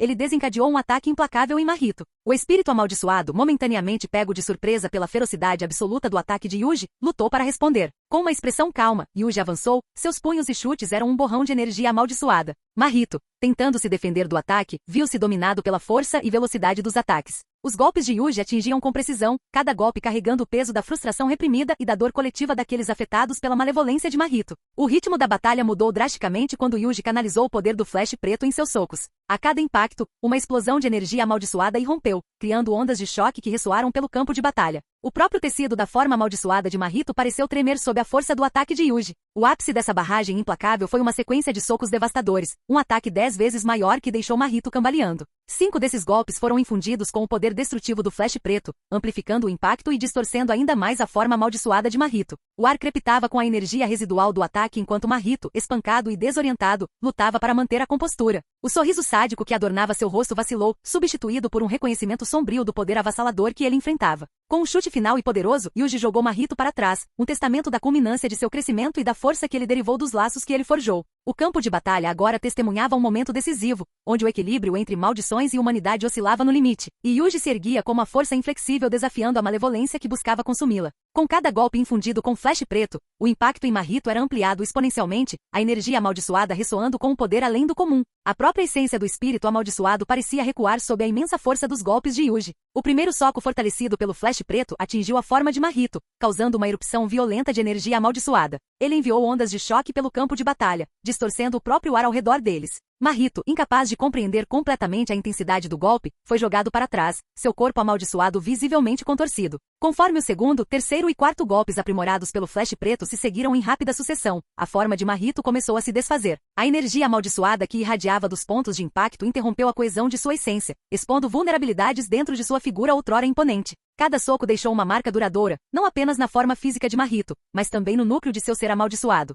O quinto ataque infundido pelo flash preto, o ápice dessa sequência devastadora, atingiu Mahito com uma força inigualável. O espírito amaldiçoado, agora oscilando à beira da dissolução, emitiu um uivo angustiado que ecoou pelo campo de batalha. Seu rosto, antes distorcido, se contorceu de dor quando as consequências do flash preto deixaram uma marca visível, um testamento do poder avassalador liberado por Yuji. No rastro desse ataque implacável, Mahito estava abatido e enfraquecido. O espírito malévolo, cuja arrogância havia alimentado inúmeras atrocidades, agora enfrentava as consequências de subestimar a força que havia florescido dentro de Yuji. Mahito, esparramado no campo de batalha, sua forma amaldiçoada em farrapos e sua energia malévola diminuindo, se viu no precipício de uma realização sombria. O sorriso distorcido que antes adornava seu rosto se contorceu em uma careta de dor e frustração. A aura sinistra que o definia começou a piscar e desaparecer. Em meio aos ecos de sua própria derrota, a mente de Mahito lutou com a verdade inegável. Ele estava diante de uma força além de sua compreensão. O poder exercido por Yuji, alimentado pela ressonância do flash preto, havia se tornado um obstáculo intransponível. Mahito não podia mais se deleitar em brincar com as emoções humanas ou manipular o próprio tecido das almas. Ele enfrentava um monstro, uma força da natureza cuja determinação transcendia os limites de sua compreensão. À medida que a realidade de sua derrota iminente se instalava, a malevolência de Mahito se contorcia em um reconhecimento relutante. Ele, a personificação dos impulsos mais sombrios da humanidade, se viu superado pela própria espécie que ele buscava extinguir. O outrora confiante espírito da maldição agora abrigava uma semente de dúvida, uma percepção de que esse encontro marcava o fim de seu reinado de terror. Capítulo 79. Mudança de ponto de vista. Dagon, a maldição de grau especial, exibia uma resiliência enervante que parecia desafiar o ataque de ataques lançados sobre ele. Maki, Naobito, Nobara e Nanami formaram uma aliança desconfortável, cada membro contribuindo com suas habilidades únicas para o ataque implacável à ameaça aquática. Seus golpes acertavam com precisão, e o campo de batalha ecoava com sons de armas e maldições se chocando. O cajado de arco de Maki zumbia no ar enquanto ela desferia golpes poderosos, visando incapacitar Dagon. Os movimentos calculados de Naobito, aprimorados por sua feitiçaria de projeção, permitiam que ele atacasse com precisão, explorando as fraquezas reveladas por seus aliados. As unhas de Nobara, imbuídas de energia amaldiçoada, pontuavam o ataque, buscando pontos vulneráveis no corpo de Dagon. Nanami, com sua esgrima, orquestrou uma série de golpes precisos, visando cortar quaisquer membros em regeneração. Apesar dos esforços combinados, a regeneração de Dagon provou ser um desafio formidável. A energia amaldiçoada que o envolvia facilitou uma recuperação rápida, anulando o impacto dos ataques quase tão rápido quanto eles eram executados. A frustração entre o grupo tornou-se palpável quando eles perceberam que os métodos tradicionais podem não ser suficientes para superar esse gigante aquático. Enquanto eles lutavam, de repente Dagon sentiu como se algo estivesse errado. Ele sentiu como se estivesse dentro de um cabo de guerra de domínio quando Megumi entrou em cena abrindo seu próprio domínio, Jardim das Sombras Chimere. Quando Megumi apareceu em cena, ele gritou o nome de Maki antes de lançar sua nuvem brincalhona, uma arma que aumentaria muito sua força de ataque. Bem a tempo, disse Maki enquanto agarrava a arma que havia aparecido abaixo dela. Ela então jogou seu cajado de arco na sombra, pois agora estava usando a nuvem brincalhona. Que tolice, disse Dagon enquanto tentava ativar seu ataque certeiro contra Megumi e então ele sentiu, seu ataque certeiro foi cancelado, pois ele estava em um conflito de domínio. Enquanto o conflito de domínio durasse, ele não seria capaz de ativar seu ataque certeiro. Então eu só tenho que matá-lo. Isso deve ser fácil, disse Dagon, invocando Shikigami peixes e enviando-os em direção a Megumi, que estava focada no momento. No entanto, antes mesmo que os peixes chegassem a Megumi, eles foram destruídos por Nanami e Nobara e agora que Maki tinha uma nuvem brincalhona, Dagon estava sendo jogado para todos os lados. A arma amplificando a força já imensa de Maki estava agora transformando o polvo gigante em um sushi. Megumi teve algum tempo para refinar seu significado de expansão de domínio a partir de agora. Mesmo que seu domínio não tivesse barreiras estáveis, ele tinha barreiras. Mas ele não as usou e, em vez disso, apenas se concentrou em tentar encontrar uma maneira de deixar esse domínio. E se essa batalha acabasse tirando muito dele, ele usaria veados redondos para curar a si mesmo e seus aliados. Agora tudo o que ele precisa fazer é quebrar esse domínio dos peixes.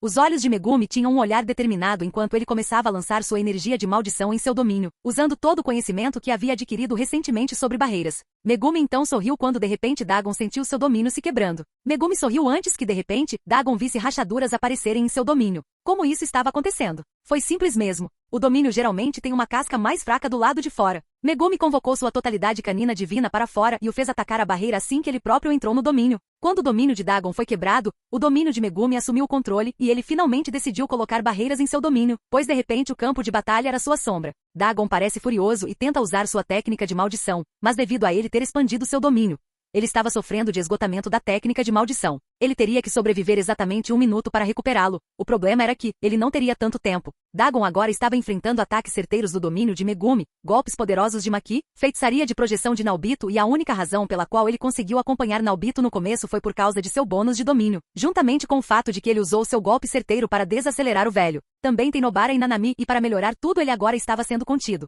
Então, depois que Dagon morreu, Megumi decidiu fechar seu domínio e todos os Shikigami que ele havia invocado retornaram para sua sombra. Isso foi fácil. E então ele piscou. Porque ele estava lá fora e como ele conseguiu sair? Megumi se viu cara a cara com uma figura impressionante. Elevando-se sobre ele, o homem alto e musculoso exalava uma presença inegável, seus olhos negros perfurando o tumulto que o cercava. Vestido com um suéter branco solto que sugeria conforto e funcionalidade, seu cabelo preto liso de comprimento médio emoldurava seu rosto, e uma cicatriz sutil no canto do lábio direito adicionava um toque de robustez ao seu comportamento, de outra forma composto. As calças e sapatos pretos completavam um conjunto simples mas imponente. De volta para dentro onde estavam, Maki se virou para olhar para a janela em que Megumi havia sido jogada. Ela jurou ter visto alguém agarrar Megumi antes de jogá-lo para fora e pular atrás dele. Mesmo tendo visto, ela não conseguiu reagir adequadamente. Seus olhos imediatamente se voltaram ao redor dela quando ela sentiu a presença de outra maldição de nível especial. Olhando para o cadáver de Dagon desaparecendo lentamente, Jogo segurou as cinzas de seu companheiro caído antes de colocá-lo para descansar. Jogo então se levantou antes de olhar para o humano na sala. Ele então atacou Nanami rapidamente antes de queimá-lo até virar um pedaço crocante. Aquela ali, disse Jogo antes de correr em direção a Maki para lhe dar o mesmo tratamento feroz.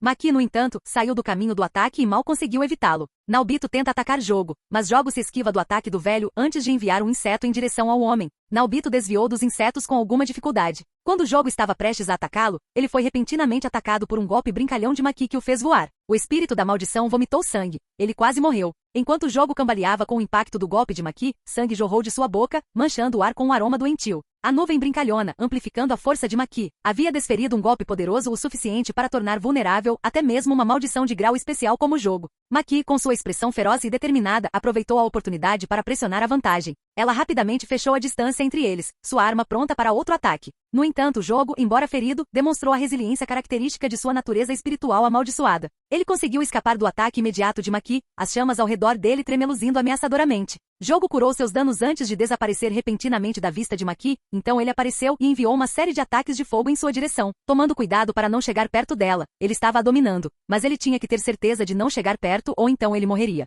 Enquanto Naobito corria em direção a Jogo, o espírito da maldição sorriu antes de correr em direção ao velho com fogo nas mãos. Enquanto Naobito tentava tocar em Jogo para congelá-lo, Jogo estava um passo à frente, assim que a mão do velho estava prestes a tocá-lo. Um inseto de brasa foi visto atrás dele. O segundo Jogo foi tocado e congelado em um quadro. O velho foi transformado em uma asa de frango frita e crocante. 2 abatidos, disse Jogo antes de olhar para as 2 mulheres restantes no campo de batalha. Acho que ele irá atacar a mais fraca primeiro. Em um instante, Jogo apareceu na frente de Nobara antes de dar a ela o mesmo tratamento que Nanami. Quando Nobara começou a queimar, Jogo correu em direção a Maki e começou a usar táticas de ataque e fuga. Ele a mataria. No segundo em que ela mostrou um sinal de fraqueza, Jogo correu em sua direção com a intenção de matá-la. Mas assim que ele chegou perto, uma mão sombria o agarrou antes de jogá-lo através de vários prédios. A figura sombria caminhou lentamente em direção a Nobara antes de apagar o fogo e alimentá-la com algo de um frasco vermelho. Ele fez o mesmo com Maki antes que ela olhasse para o espírito amaldiçoado que estava prestes a se regenerar. Por ousar levantar as mãos contra minha rainha suzerana, disse Malgrim antes de sacar um machado. Por esse pecado você morrerá. Malgrim então correu em direção a Jogo. Malgrim, a figura misteriosa com uma aura sombria, balançou seu machado com incrível velocidade e precisão.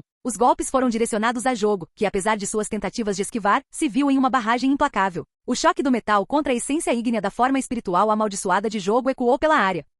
Capítulo 80. Mudança de ponto de vista. Megumi agora estava lutando contra o homem, tudo o que ele precisava era visualizar a vitória contra esse homem. Mesmo que a velocidade desse homem o lembrasse da velocidade de Kenzo, o tipo de velocidade que o atingia sem que ele percebesse. No entanto, Megumi sentia que conseguiria acompanhar se concentrasse, então ele se concentrou enquanto olhava para o homem à sua frente. Megumi respirou fundo antes de invocar o coelho para escapar para ter certeza de que o homem não poderia vê-lo. Megumi então caiu em sua própria sombra antes de deixar um bando de coelhos onde ele estava antes. Assim que ele fez isso, o coelho foi atacado e Megumi usou seu sapo para tentar conter o homem, mas o físico principal e avassalador foi capaz de facilmente ignorar todas as suas tentativas. Megumi então convocou o elefante para cair sobre o homem, mas o principal se esquivou dos ataques. Megumi ainda não havia terminado, pois ele fez o elefante gigante soltar um monte de água em direção ao homem. O homem desviou da água com o que pareceu ser fácil. Megumi então fez seu cão divino atacar totalmente o homem empurrando-o para dentro da água antes de desinvocar o cão e invocar o sapo para segurar o homem enquanto invocava Nui, que atacou a área onde o homem estava com eletricidade e mesmo que o próprio homem não tenha sido atingido. Ele estava sobre a água e a água é muito condutora. O homem estava eletrificado, mas parecia não ter sofrido muito dano. Megumi então saiu de sua sombra, esperou o homem se aproximar dele e assim que viu o homem se mover em sua direção, ele abriu sua sombra ao lado dele e assim que o homem entrou na sombra de Megumi, seu pé caiu dentro da sombra, fazendo com que o homem errasse seus ataques enquanto Megumi tentava atacar o homem com um golpe próprio. O homem, no entanto, desviou do ataque de Megumi e pulou para longe. Ele é forte, Megumi murmurou para si mesmo enquanto olhava para o homem. Isso não era impossível. Ele poderia vencer sem recorrer ao uso de aquilo. Contanto que ele pudesse se afastar e beber uma daquelas poções de mana que Kenzo lhe deu, ele poderia ganhar energia de maldição suficiente para abrir seu domínio. Ele também poderia simplesmente invocar o boi perfurante. A única desvantagem era o fato de que ele só se movia em linha reta. Ele também poderia simplesmente jogar o homem na sombra e não deixá-lo sair até algumas horas depois, considerando que não há oxigênio lá embaixo. Então ele tinha um incon, só que esse homem estava muito rápido, ele não teve muito tempo para pensar em suas opções. Ei garoto, qual é seu nome? O homem perguntou de repente e Megumi olhou para ele confusa. Por que o homem perguntou isso? Fushiguro, Megumi respondeu depois de um tempo. O homem olhou para Megumi antes de dizer Fushiguro e não Zeninyu. Bom para você, disse o homem despreocupadamente antes de esfaquear a própria cabeça com a arma que carregava. Megumi parecia confusa enquanto observava o homem tirar a própria vida. Por que ele fez isso? Não teve tempo suficiente para pensar que precisava chegar até Makinobara. Ele tinha um mau pressentimento sobre isso. Quando Megumi se aproximou deles, um soldado das sombras com um machado ensanguentado apareceu na frente dele. O soldado estava carregando Makinobara. Ele gentilmente colocou os corpos inconscientes na frente dele. Onde está Nanami? Megumi perguntou ao que o soldado das sombras abriu a boca e disse. Quando voltei, ele não estava mais lá. Megumi assentiu antes que o soldado das sombras voltasse para a sombra de Maki. Megumi rapidamente começou a trabalhar invocando viados redondos para curá-los e a si mesma. De repente, uma enorme quantidade de energia maligna e pura foi liberada por todo Shibuya e para descobrir a rota dela, precisamos voltar um pouco no tempo. Ponto de vista Yuji. Yuji foi visto derrotando Mahito completamente. Não foi justo, mas não importa o quanto a maldição fosse derrotada, ela não morria. Era incrivelmente durável e então Yuji decidiu usar a nova maneira de usar seu punho divergente em Mahito. Ele usou seu punho divergente para criar uma ressonância na energia amaldiçoada de Mahito, desestabilizando-a. Essa interrupção ressonante não só danifica Mahito fisicamente, mas também interfere em sua habilidade de controlar a energia amaldiçoada. Ele meio que copiou Nobara nisso. Ela não se importaria contanto que ela não descubra, então deve ficar tudo bem. Yuji então correu em direção a Mahito antes de começar a desenvolver sua técnica mais forte, acertando Mahito repetidamente e a cada golpe sua técnica aumentava. Depois do último soco que fez Mahito voar, ele foi ativado e o segundo impacto foi sentido, só que dessa vez, Mahito não tinha peito, braço e perna. Basicamente a maior parte da parte superior e inferior do corpo estavam perdidas. De pé sobre ele estava Yuji Tadori, alguém com quem ele pensou que poderia brincar, mas estava errado, ele ia morrer. Eu vou te matar pelo que você fez com Junpei. Yuji disse calmamente a essa pessoa. Não, essa coisa parada na frente dele era algo que o fazia sentir nada além de ódio e ele finalmente se livraria disso de uma vez por todas. Ele conteve o soco e se acalmou antes de focar e olhar nos olhos de Mahito. Ambos sabiam que o soco seria um clarão negro. Era uma garantia naquele momento. Quando Yuji lançou seu soco, algo bloqueou. Jeto, disse Mahito ao olhar para quem o salvou. O homem olhou para Yuji, que parecia ter se recuperado e estava correndo em sua direção. Ele enviou uma maldição para lidar com o garoto, mas a maldição de grau 2 e grau 1 parece não ter efeito sobre a fera. Isso não é engraçado? Jeto disse antes de desviar da tentativa de Mahito de usar transfiguração ociosa nele. Yuji observou enquanto o homem começou a fazer algo com Mahito e Mahito começou a se transformar em uma pequena bola. Eu preferiria absorver você depois que você tivesse evoluído, mas acho que tenho que fazer isso agora, disse o homem antes de começar a chupar a bola profundamente. Ele parecia ter muita experiência em chupar bolas grandes profundamente, considerando quão eficientemente ele estava fazendo isso. O homem então começou a usar o máximo de Uzumaki em Yuji. Yuji foi imediatamente dominado e lançado voando. Ele atingiu várias paredes e quebrou todas elas. Você pode ficar com ele, disse Jeto quando alguém com cabelos brancos apareceu ao lado dele. Essa pessoa não parecia feliz que Kenjaku tivesse causado tanto dano a Yuji. Não Yuji, essa pessoa parecia não se importar com Yuji. Mão, dedo mestre sobre a cabeça, disse a pessoa, e Kenjaku apenas entregou os 9 dedos que caíram do selo de Gojo, pois eles não poderiam ser selados com ele. O selo deveria selar Satoru Gojo e não Ryomen Sukuna. O dedo contém uma parte da alma desse homem e, portanto, eles não poderiam ser selados com Gojo, pois seriam considerados outra entidade. Kenjaku então entregou os outros 3 dedos que ele havia tirado das garotas antes de matá-las. O homem de cabelos brancos pegou os dedos antes de caminhar em direção ao corpo inconsciente de Itadori e começou a alimentá-lo com eles. Olá, bem-vindo ao canal Escute Áudio Novel. Temos novels, fanfics e teorias no canal feito de fã para fãs. Lançamos vídeos todos os dias. Se você gosta e quer que o canal continue, se inscreva e deixe o like, com sua ajuda cresceremos. Obrigado. Novel.